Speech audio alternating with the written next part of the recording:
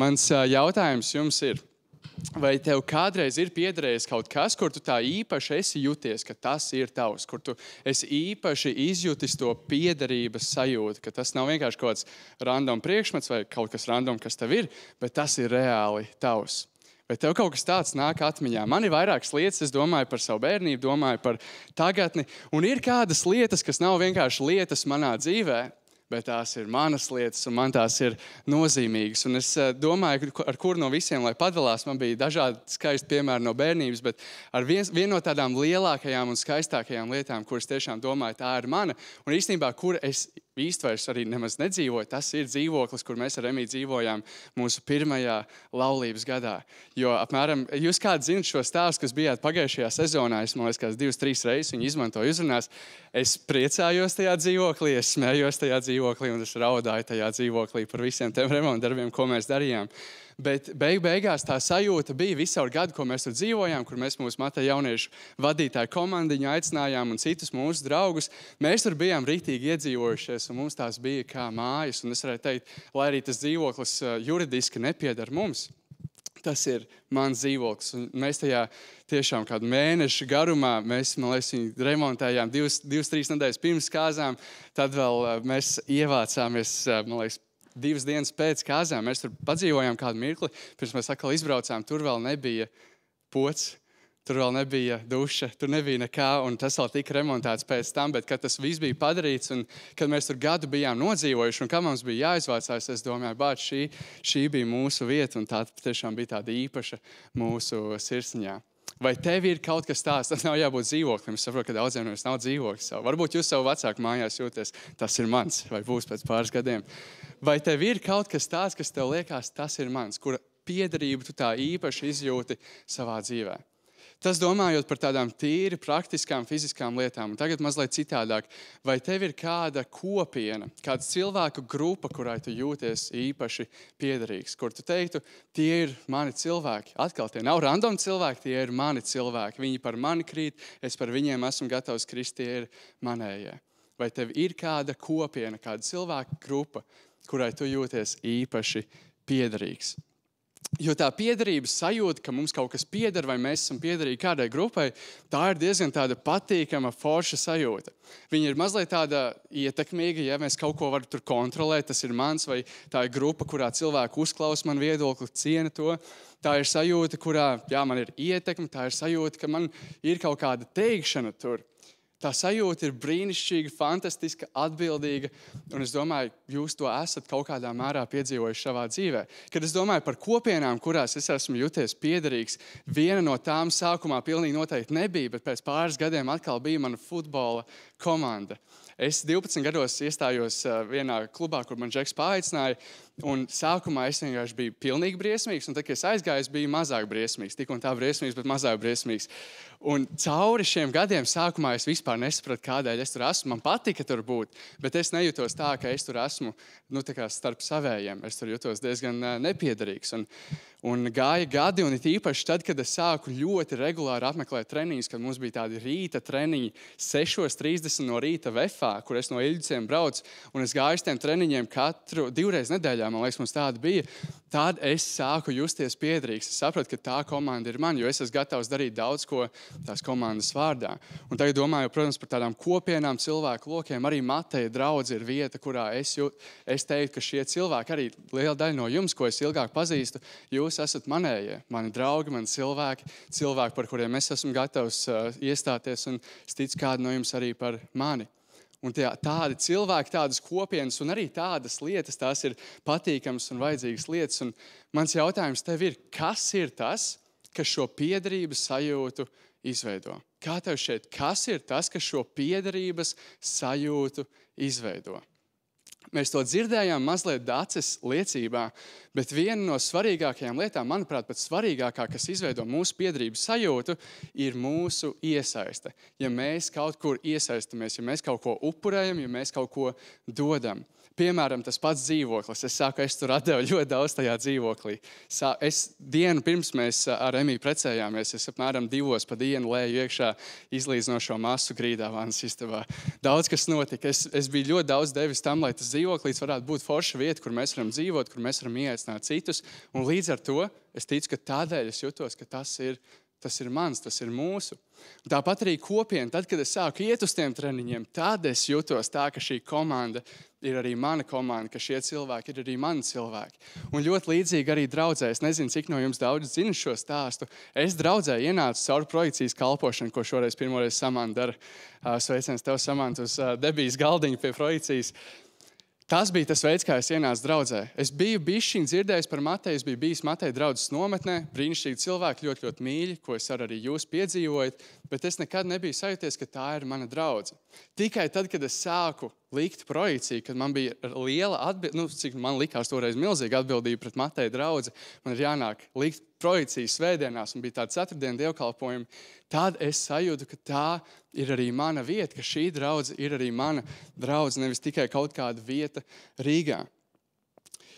Ja iesaiste ir tā, kas mums veido šo piederības sajūtu, ja šī uzupurēšanās ir tas, kas mums to izveido, tad gluži otrādi neiesaistīšanās, neuzupurēšanās veido vienaldzību. Ja mēs kaut kur neiesaistamies, tad tīri dabiski mēs būsim vienaldzīgi pret to. Un kas ir interesanti, mēs šodien, mūsu paudze šodien, jo īpaši, es teiktu, arī mileniāļi ir diezgan lieli vaininieki pie tā, mēs dzīvojam tādā patērētāju sabiedrībā. Kad mēs esam kaut kādā vietā vai kaut ko varam dabūt, mēs domājam, ko mēs no tā varam iegūt, nevis ko mēs varam tam dot. Kas mums liekas tāds pašsaprotams jautājums, bet īstenībā varbūt nemaz tas nav tik ļoti pašsaprotams jautājums. Kad ir kādi cilvēki, ko mēs no viņiem varam saņemt. Man ir viens draugs, ar kuru es tagad varbūt netik bieži runāju, bet šeit tad satieku, tagad arī precējies. Viņš kādreiz teica, es draudzējos tikai ar tiem cilvēkiem, no kuriem es varu kaut ko iegūt. Un tāda, man liekas, arī ir tā sabiedrība, kurā mēs dzīvojam. Mēs gribam kaut ko saņemt no lietām, kaut ko iegūt. Un šādai sabiedrībai, kur mēs patērējam, kur mēs tikai skatāmies, kur mēs varbūt uz kādu laiku esam iekšā, bet pēc tam esam gatavi paiet nost, tādai sabiedrībai ir ļoti grūti izveidot šo piederības sajūtu, ka kaut kas ir arī mūsu. Un es domāju, tas ir viens no galvenajiem iemesliem, kādēļ mūsu paaudzei ir tik grūti iesaistīties draudzē. Jo mēs esam pieraduši būt skatītāji, pieraduši kaut ko iegūt, nevis kaut ko dot. Un, protams, ir arī tas, ka tā var būt draudzes vaina. Un es domāju, Rīgā ir diezgan daudz draudzes, kuras nav ar atvērtām durvīm pret kaut kādām kalpošanām un iespējām iesaistīties. Bet es domāju, vai nu tā ir draudzes vaina, kur tiešām viņi ir ļoti limitēti pret to, kur viņi ir gatavi atvērt durvis, lai cilvēki iesaistītos, vai nu tā ir mūsu pasivitāte. Tas, ka mēs negribam kaut kam atdoties, kaut kam upurēties un kaut kam dot. Un tāpēc arī es nebrīnos, ka mūsu paudze tik bieži nejūtās nekur kā mājās. Es domāju, jūs esat dzirdējuši to, ka mums ir ļoti, ļoti augsti šie depresijas rādītāji. Un tas ir viens no iemesliem, ka mums nekur nav miers. Nekur mēs nejūtamies tā, tie ir mani cilvēki, tā ir mana vieta, kur man ir jābūt. Ļoti augstie rādītāji, mēs nekur nejūtamies kā mājās, un tā skaitā arī draudzē. Un kādas ir tās sekas? Ja mēs kā jaunieši tādi esam, ja draudzes ir tādas, kuras aicina tikai skatītājus, nevis tos, kas var iesaistīties, 2 lietas notiek, man liekas pat 3. Tātad veido šī nepiederības sajūta, ja mēs nevēlamies piederēt kaut kādai vietai, un līdz ar to mums vienkārši viņa mazāk rūp, mums tā ir vienaldzīga. Nepiederības sajūta, tā noved pie tā, ka draudzes izmirst, ka draudzēs vienkārši ir mazāk jaunieši, jo ja mums ir vienalga, tad vienkārši mēs tur nebūsim, un līdz ar to cilvēki paliek mazāk. Un līdz ar to arī pats cilvēks, kurš izvēlas nepiederēt, vai viņam nav iespēja piederēt, viņš var noiet pa neceļiem, jo viņam nav draudze, viņam nav cilvēki, kas viņam var stāvēt blakus un viņu balstīt viņa ticības ceļā. Tās ir tās sekas. Bet Bībele mums atklāja kaut ko pavisam citu. Kad Bībele runā par draudzi, tā atklāja, ka tā grib, lai cilvēki ir piederīgi tai kopienai, piederīgi tai videi, un īstenībā tā arī atklāja, ka šī piederība rodās no iesaistīšanās, no tā, ka mēs arī kaut kādā veidā esam gatavi būt līdzdalībnieki tajā visā procesā. No kurienes mēs šo varam mācīties? Mēs to varam mācīties no Pāvila 1. vēstules korintiešiem. Un kas ir interesanti par vēstuli korintiešiem? Tā ir draudze, kuru Pāvils dibināja. Un tad pēc kāda laika viņš aizgāja no turienes prom, jo viņš bija vairāku draudžu dibinātājs vairākās vietās. Un pēc kāda laika viņš saņem vairākas ziņas. Viņš saņem jautājumus no pašas Korintas draudzes, un visi šie jautājumi un viss, kas tiek dzirdēts, diezgan skaidri var secināt, ka Korintas draudzē nav labi. Un, kad mēs lasām Pāvila vēstuli korintiešiem, mēs arī ļoti daudz redzam kaut kādus norādījumus, ļoti daudz rājienus un ļoti daudz pamācības, kā šai draudzei vajadzētu funkcionēt, kas arī liecina, kā šī draudze nav funkcionējusi. Un viena no šīm lietām ir tieši par draudzes iekšieni, par to, kā draudzes locekļi attiecas pret draudzi. Un tā rakstvieta, kur mēs aplūkosim, ir 1. korintiešiem 12 līdz 31. Tā kā, ja jūs varat iegaumēt, būs arī uz ekrāna. Un mēs tā lēnām iziesim tā cauri un skatīsimies, ko tad tā atklāja par draudzi un ko tā atklāja par draudzes locekļiem. Un tas, ko es reiz gribu teikt, Pāvils šeit runā par Kristus miesu, Kristus ķermeni. Un kas ir ļoti interesanti, Bībelē ir vairāk salīdzinājumu draudzei, un mēs esam dzirdējuši par to, ka tā ir Kristus līgava, bet Pāvils šeit salīdzina draudzi ar Kristus miesu, ar Kristus ķermeni. Tāpēc katru reizi, kad viņš runā par ķermeni, saprotiet, ka viņš runā par draudzi. Tāpat kā ķermenis, draudze ir viens vienīgs, bet tajā ir daudz locekļi, un visi daudzie ķermeņa locekļi kopā ir viens ķermenis, tā arī Kristus. Ķermenis viens vienīgs, draudze viena vienīga, bet tajā ir daudz dažādu locekļu, tajā ir daudz dažādu cilvēku. Arī mēs esam vienā garā kristīti, lai visi būtu viens ķermenis, kas ir ļoti, ļoti svarīgi. Vienā garā kristīti. Mēs esam daudz runājuši arī par konfesijām, par to, cik mēs īstenībā kristieši mēdzam būt dažādi, cik mēs mēdzam būt sašķelti, bet mums ir viens un tas pats svētais gars, kas mūsos darbojās un kurš mūs veido. Tad arī mēs esam vienā garā kristīti, lai visi būtu viens ķermenis, viena draudze, viena Kristus miesa. Vai jūdi, vai grieķi, vai vergi, vai brīvie, vai latvieši. Un ar vienu garu mēs visi esam dzirdināti, kas arī svētais gars ir tas, kurš mūs turpina vadīt, tas, kurš turpina vadīt draudzi, un kura balsī mums ir jāklausās, ja mēs gribam veselīgu dzīvu draudzi. Tad mēs lasām tālāk. Jo arī ķermenis nesastāv no viena locekļa, bet gan no daudziem. Ķermenis nav viens loceklis, tajā ir daudz locekļu. Ja kāja sacītu, es neesmu roka, tādēļ es nepiedaru ķermenim, vai tādēļ tā nepiedarētu ķermenim. Un ja auss sacītu, es neesmu acs, tādēļ es nepiedaru ķermenim, vai tādēļ tā nepiedarētu ķermenim.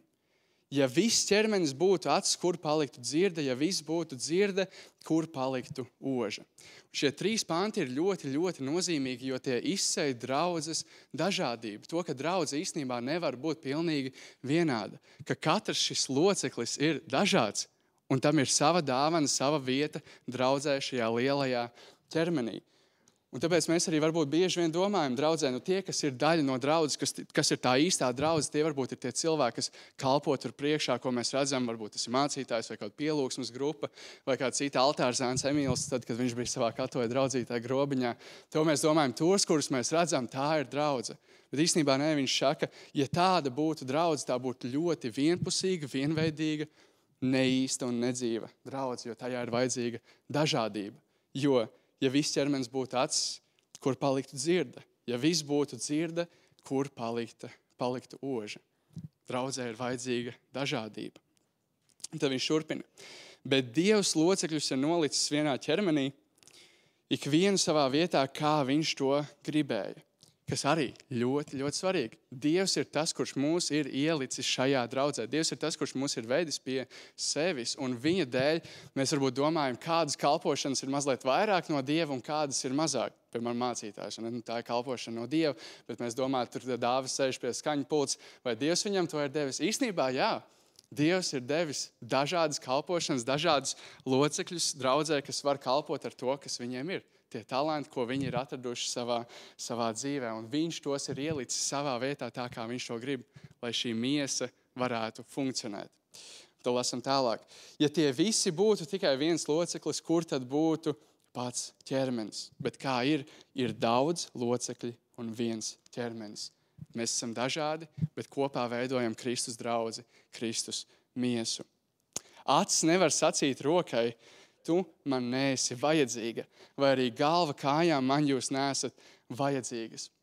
Ko mēs bieži vien redzam draudzē, to, ka cilvēki tiešām domā, kur ir mans veids, kā es kalpoju, tas, kā es to esmu pieredzis darīt, tava kalpošana, višķiņ tāda aizdomīga. Man liekas, mums tev īstenībā nevajag. Un ko Pāvils atkal atklāja, ir ļoti svarīgi, ka mums ir dažādi veidi, kā mēs kalpojam, kā mēs Kristus vēsti nesam pasaulē, ka ir šie dažādie veidi, kā to darīt. Un mēs kā draudzes locekļi nevaram teikt, tu man neesi vajadzīgs tikai tādēļ, ka tev ir cita dāvana vai cits veids, kā tu kalpo. Tā tas vienkārši nestrādā. Un viņš saka, bet šķietami vājākie locekļi ir jo vairāk nepieciešami. Šķietami vājākie locekļi ir jo vairāk nepieciešami.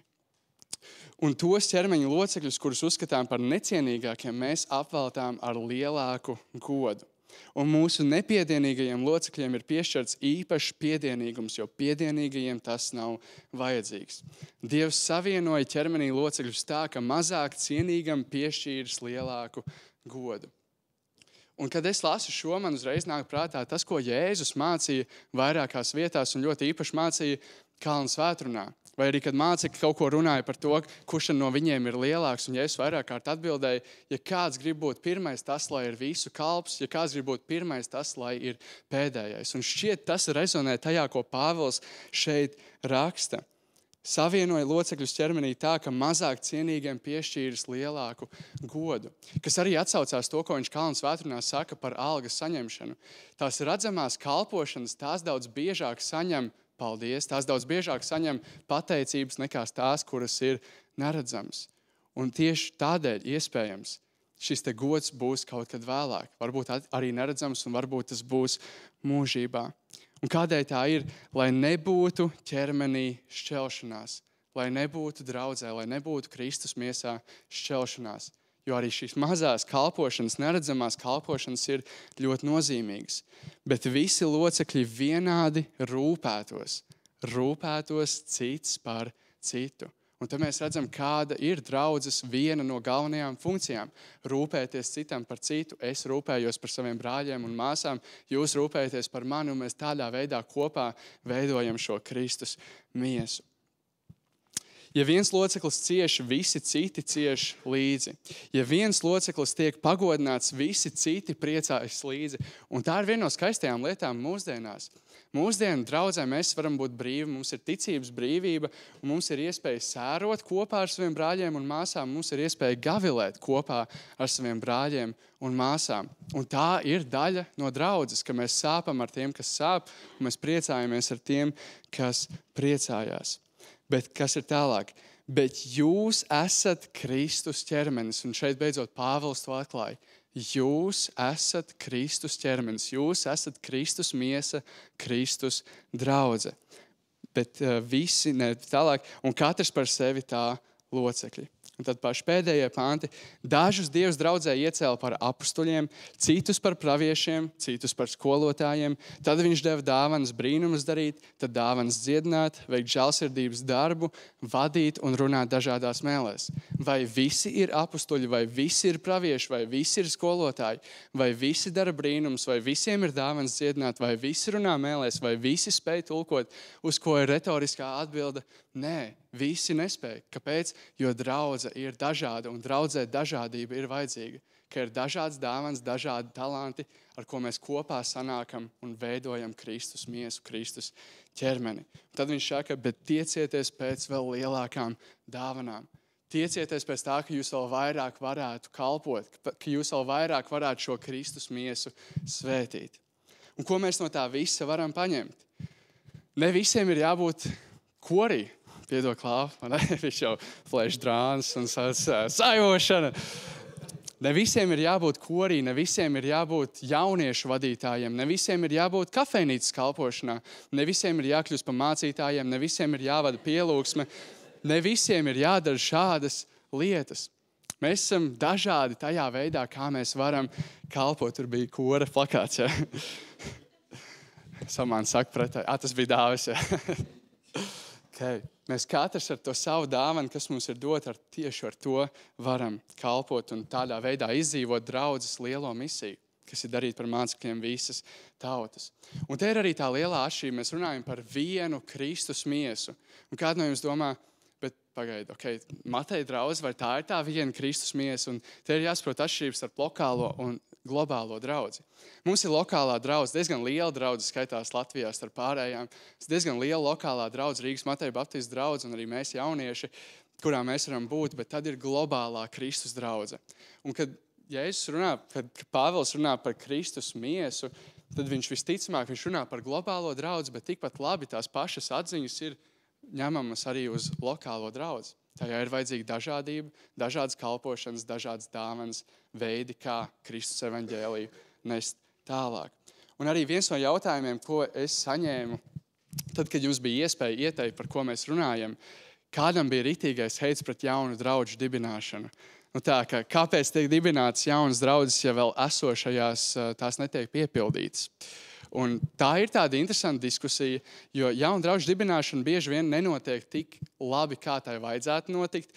Un ir tā, ka cilvēki paņem sev līdzi un būtībā paposta to iepriekšējo draudzi, bet kopumā jaunu draudžu dibināšana arī vietās, kur draudzes ir un ir daudz, ir ļoti, ļoti vajadzīga. Jo Kristus miesai ir jāaug. Mēs kaut kad pētījām, Rīgā ir 100, cik tad jaunieši vecumā no kaut kādiem 12 līdz 19 gadiem ir kādi 150,000 man šeit jaunieši, vai 100,000. Katrā ziņā ir tik daudz cilvēku, kuriem ir jādzird Kristus evaņģēlijs, un draudzes nav pat ceturdaļa no tā. Tāpēc jauna draudžu dibināšana noteikti nav ļauna lieta, ja vien iepriekšējā draudze tiešā veidā netiek postīta caur to, ka tiek dibināta jauna. Un tāpēc arī ir jāatrod šis skaistais balans starp to, ka mēs esam lokāli patrioti, kas nozīmē, mēs priecājamies. Cik? 117,000, tā tiek runāts. Ka mums ir lokālā draudze, bet tai pašā laikā mēs apzināmies arī šo globālo Kristus draudzi. Jo lokāla patriotismu tas lielais risks ir, ka mēs ritīgi ieciklējamies uz Mateju. Tikai Matejs, ka mums varētu vairāk cilvēku atnākt uz Mateju, ka Mateja jauniešos varētu būt visi jaunieši, kas ir Rīgā. Un tāds īsti, tas nav tas mērķis, ko Kristus caur šiem rakstiem grib atklāt. Un ir labi, ka mums ir kaut kāda identitāte. Mēs esam matejieši, mēs nākam kopā, lai mācītos, lai iedrošinātu viens otru, lai priecātos. Mēs piedalāmies futbola turnīrā un mēs esam Matejs, nevis Kristus vai kā citādāk. Mēs esam Matejs, un mums ir kaut kāda identitāte, un tas ir skaisti. Bet tajā pašā laikā mums ir jāapzinās arī globālā Kristus draudze, ka mēs evaņģēliju nenesam vienīgie, vai mēs neesam vienīgie Kristus karēji. Mums ir daudz draudzes, kas par to cīnās, un īstenībā mums ir jālūdz arī par tām. Ko mēs arī no tā varam paņemt? Draudzēm ļoti labi sanāk nokomunicēt to, ka tev ir vajadzīga draudze. Draudzēm ļoti labi sanāk nokomunicēt to, ka tev ir vajadzīga draudze. Un tik tiešām, kā izrādās, tā arī ir. Un Valters pirmajā uzrunā, kas bija šajā sērijā, viņš arī tiešā veidā par to runāja. Cik daudz ir ieguvumu tam, ka mēs esam daļa no draudzes. Draudzēm ļoti labi sanāk nokomunicēt to, ka tev ir vajadzīga draudze. Bet tas, uz ko mēs šoreiz pabeidzam, ir, ka tu esi vajadzīgs draudzei. Tev ir vajadzīga draudze, bet tu esi vajadzīgs draudzei. Tu esi vajadzīgs Kristus miesai. Tevī ir kaut kas unikāls, ko Dievs tevī ir ielicis, un tev ar to ir iespēja, un tev pat ir pavēle ar to kalpot Dievam. Tev ir vajadzīga draudze, bet vēl vairāk tu esi vajadzīgs draudzei Kristus miesai. Lai to veidot, lai to darītu lielāku un skaistāku. Bet kā to darīt? Un es gribētu iedalīt to tādos 3 virzienos, pavisam īsti to gribētu ar jums apskatīt, kā veidot draudzi. Tas pirmais ir ceļot sevi. Ļoti interesants formulējums, jo celt sevi īstenībā, kā atklājas Bībelē, mēs nemaz nevaram. Mēs nevaram celt sevi, mēs varam spērt soļus pretī Dievam, lai viņš mūs radītu līdzīgākus Jēzum. Un tas, ko es ar to domāju, ir tieši spērt šos soļus pretī garīgai izaugsmai, lai mēs kļūtu līdzīgāki tāds, kāds bija Jēzus. Ko mēs redzam, Pēteris raksta, arī jūs paši kā dzīvi akmeņi tiekat uzcelti par garīgu namu, lai jūs būtu par svētu priesterību Dievam un pienestu garīgus Dievam tīkamus upurus caur Jēzu Kristu. Ko mēs redzam? Mēs esam kā akmeņi, kurš arī tiekot likti viens pie otra, veidojas skaists, garīgs nams, kurš kalpo Dievam un kalpo cilvēkiem. Pāvils raksta, jo mēs esam Dieva darba biedri, jūs esat Dieva aramais tīrums, Dieva celtne. Arī mēs katrs esam kaut kas lielāks šajā aramajā tīrumā, un caur mums veidojas draudze. Pāvils raksta Efeziešiem. Viņš dāvāja vispirms apustuļus, tad praviešus, evaņģēlistus, ganus un skolotājus. Kāpēc? Lai svētos sagatavotu kalpošanas darbam, lai tā veidotos Kristus miesa. Un šeit viņš ļoti tiešā veidā atklāja, ka tad, kad mēs saprotam, kas ir tā mūsu vieta draudzē, kas ir tā mūsu kalpošana, mūsu dāvana, kad mēs to saprotam un mēs to lietojam, jeb ceļam to dāvanu, tad mēs arī ceļam draudzi. Tā kā pirmais ir celt sevi, ja precīzāk ļaut Dievam mūs mainīt, ļaut svētajam garam transformēt, pārmainīt mūsu katru dienu. Otrais ir celt savu brāli vai māsu, jo mēs esam draudzi, un mēs lasījām jau Korintiešiem 12, ka mums ir svarīgi, ka mēs iestājamies cits par citu, ka mēs rūpējamies cits par citu. Un Pāvils raksta, tādēļ iedrošiniet viens otru un stipriniet cits citu, kā jūs to jau darāt. Un viņš raksta to Tesalonikas cilvēkiem, un tas ir viens no galvenajām sūtībām, ko Jēzus mums ir devis. Mīlēt citam citu, iestāties citam par citu un rūpēties. Pāvils raksta romiešiem, tad dzīsimies pēc miera un pēc tā, lai varētu celt cits citu. Atkal celt, iedrošināt, reizēm norāt, bet iedrošināt vienam otru. Un korintiešiem viņš raksta, ko tad darīt, brāļi? Ik reiz, kad jūs sanākat kopā, un katram ir vai nu kāda dziesma, vai mācība, vai atklāsme, vai runāšana mēlēs, vai tulkojums, viss, lai notiek draudzes celšanai. Ik reiz, kad jūs sanākat kopā, viss, lai notiek draudzes celšanai. Caur mūsu sanākšanu kopā, caur to, ko mēs darām, draudze var tikt celta. Tā kā cel savu brāli vai māsu. Un visbeidzot, cel neticīgo. Tas ir trešais virziens, kurā mēs varam šo draudzi padarīt plašāku, skaistāku. Un mēs lasām Mateja evaņģēlī pašās beigās šo lielo uzdevumu, ko Jēzus mums deva. Viņš piegājis klāt saviem mācekļiem sacīja, man ir dota visa vara debesīs un virs zemes, tādēļ ejiet un dariet par mācekļiem visas tautas. Ejiet un dariet par mācekļiem dažas tautas, ne visas tautas. Ejiet un dariet par mācekļiem visas tautas. Tās kristīdami Tēva, Dēla un Svētā gara vārdā. Tās mācīdami turēt visu, ko es jums esmu pavēlējis, un redzi, es esmu ar jums ikdienas līdz laiku beigām. Šī ir pēdējā lielā pavēle, ko Jēzus atstāja saviem mācekļiem. Darīt par mācekļiem visas tautas, jeb to vēsti, ko viņš lika viņos turpināt, un lai tā nepaliek pie šiem mācekļiem.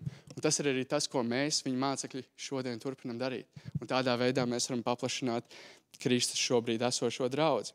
Korintiešiem viņš raksta, Kristus dēļ mēs esam sūtņi. Mēs esam Dieva valstības evaņģēlijas sūtņi. It kā Dievs sauktu caur mums Kristus dēļ, mēs lūdzam, saņemiet šo izlīgumu ar Dievu. Viņu, kas grēku nepazina, viņš mūsu dēļ padarīja par grēku, lai mēs viņā taptu par Dieva taisnību. Mēs redzam arī beigās šo vēsti, kas mums ir jādod tālāk. Un mēs arī redzam apstulī darbos tieši to, kā tas arī notiek. Un kungs ikdienas pievienoja viņu pulkam aizvien jaunus izglābtos. Mēs redzam, kā draudze auga pirms 2000 gadiem. Un tādēļ, ka draudze tādos ātrumos tik mācekļiem pašaizliedzīgā veidā, viņi bija gatavi mirt par evaņģēlija vēsts izplatīšanos, tādēļ, ka viņi tā sludināja, tādēļ, ka draudze tā auga, mēs šodien zinām evaņģēliju, mēs šodien varam pazīt Jēzu un zināt, ko viņš izdarīja. Un kaut mums būtu, kaut 10. daļa no tās deksmes, kas bija viņiem toreiz sludinot evaņģēliju, ka mēs esam gatavi pat doties mokošā nāvē, pastāvot un aizstāvot savu ticību. Bet tas ir tas trešais virziens, kādā mēs varam celt draudzi. Tad, kad mēs ejam vai no ielas, vai esam savā skolā, vai esam savā darbā, vai pulciņā, vai treniņā, esam, lai arī kur esam, un tur nesam Kristus gaismu tālāk. Tie ir tie 3 galvenie virzieni, un ko mēs varam paņemt no šīs uzrunas, šīm nodaļām? Šīs uzrunas nosaukums – mums tevi vajag. Kristus miesai, Kristus draudzei tevi vajag. Draudzes māk nokomunicēt, ka tev vajag draudzi, bet tu esi vajadzīgs draudzei, un tā ir ļoti svarīga daļa. Un ja tu gadījumā nejūties draudzei piederīgs, visticamāk ir 2 iemesli, kādēļ tas tā ir. Vai nu draudze nav pietiekami ieaicinoša, varbūt arī kaut kādas sāpes ir, bet vai draudze nav pietiekami ieaicinoša, lai tu varētu trosīties, lai tu varētu kalpot, lai tu varētu piedzīvot, ka tā draudze nav tikai vieta, kur tu vari skatīties, bet arī rīkoties, ka tā ir tava draudze. Vai arī tu esi pārāk pasīvs, lai uzņemtos iniciatīvu, iesaistītos draudzē un tādā veidā justos piederīgs tai. Kas mums ir forši Matejā? Matejā ir ļoti daudz kalpošanas. Man liekas, jūs to bieži dzirdat gan liecībās, gan ziņojumos. Matejā ir ļoti daudz veidi, kā kalpot. Un man šķiet, ik katram no jums, ja jums ir kaut kāds talants vai dāvana, ko Dievs jums ir devis, jums ir iespēja to likt lietā, lai kalpotu šeit Matejā un, protams, arī Kristus lielajā draudzē. Un tas ir ļoti, ļoti skaisti šeit. Un tas, kā tu vari celt draudzi, gan Mateja, gan globālo. Ceļot sevi, ja precīzāk ļaujot Dievam pārmainīt tevi. Ceļot savu brāli un māsu vai ceļot neticīgo. Tas ir tas, kā draudze aug. Tad, kad mēs strādājam pie savas ticības, kad mēs speram soļus pretī Dievam, tad, kad mēs kalpojam saviem brāļiem un māsām, un tad, kad mēs šo vēsti nepaturam tikai pie sevis savā burbulī, bet dodam tālāk. Kā jau es minēju, tas bija galvenais veids, kā es ienācu draudzē. Es nezinu, kur es šodien būtu, kas man šodien būtu, ja es nebūtu bijis tajā projekcijas kalpošanā. Caur to es iepazinu Jēzu, caur to es iepazinu kristīgas dziesmas, caur to es iepazinu Bībeli, caur to es iepazinu ļoti foršas cilvēkus, kas vada pielūgsmi, kas teica uzrunas, mācītājs iepazinu. Un es redzēju to mīlestību ne tikai uz kaut kādu īsu mirkli, kas būtu bijis, ja es paliktu vērotājs, bet es šo mīlestību redzēju pastāvīgi, jo man bija kaut kāda atbildība. Tāpēc, līdzīgi kā Daca teica, tiešām tas ir tāds izaicinājums jums meklēt veidus, kā jūs varat būt daļa no draudzes. Kā jūs ar to, kas jums ir, ar tām dāvanām, tām talantiem, varat nest Kristus vēsti tālāk cilvēkiem, varat kalpot citiem un, protams, arī strādāt pie savas personīgās ticības. Ja jūs to visu aizmirsīsiet, galvenais atcerieties to, ka draudzēm ļoti viegli sanāk nokomunicēt to, ka tev ir vajadzīga draudze. Bet kas jums ir jāatcerās? Tu esi vajadzīgs draudzē. Arī tie, kas jūs esat kaut kā aizdomājušies, tu esi vajadzīgs draudzē. Tu esi vajadzīgs Kristus miesai. Tavi talanti, tavas dāvanas ir vajadzīgs tajā lielajā bildē. Es aicinu, ka mēs varam lūgt. Debes Tēvs, mēs Tev pateicamies par to, ka Tu mūs esi brīnišķīgi radījis, par to, ka Tu mūs radīji savā līdzībā, par to, ka mēs esam Tavas radības visaugstākais punkts, spīķis, un piedod, ka par spīti tam, ka mēs esam tik brīnišķīgi radīti, mēs esam skrējuši tālu prom no Tevis un izvēlējušies ceļus, kas nav tīkami Tev. Tēvs, lūdzu, ka mēs varam atgriezties no tiem katru reizi, kad mēs turpinām grēkot un aizšaujam garām tam mērķim, kur Tu esi nolicis, Tēvs. Mēs gribam sekot Tev pa pēdām, to, ko Tu esi ieminis caur Jēzu, to mēs gribam darīt līdzīgi kā Viņš. Un mēs pateicamies arī par visām tām talantiem, par visām tām dāvanām, ko Tu mums esi līdz mūsu miesās, to, ko mēs spējam darīt, lai celtu draudzi. Tēvs, lūdzu, ka tie no mums, kas vēl neesam to sapratuši, atklājuši, ka Tu mums vari dot šo vēlmi tiekties pēc tā, lai mēs to varam satvert. Un tiem, kas jau esam satvēruši, ka mēs varam meklēt veidus, kā to neatstāt pie sevis, bet kā to likt lietā, lai citi cilvēki arī var kaut ko no tā iegūt. Un cilvēki, kas vēl Tevi nepazīst, var no tā iegūt. Tēvs, mēs gribam būt derīgi instrumenti, mēs gribam būt kā māls, kuru Tu turpini veidot un lieto savam godam un cilvēkiem par svētību. Tāpēc māci mums meklēt veidus, kuros svētīt draudzi, kurās celt to, un māci mums iesaistīties, nepalikt pasīviem vērotājiem, bet aktīvi meklēt veidus, kā kalpot. Un to visu mēs pateicamies un lūdzam Jēzus Kristus vārdā. Āmen.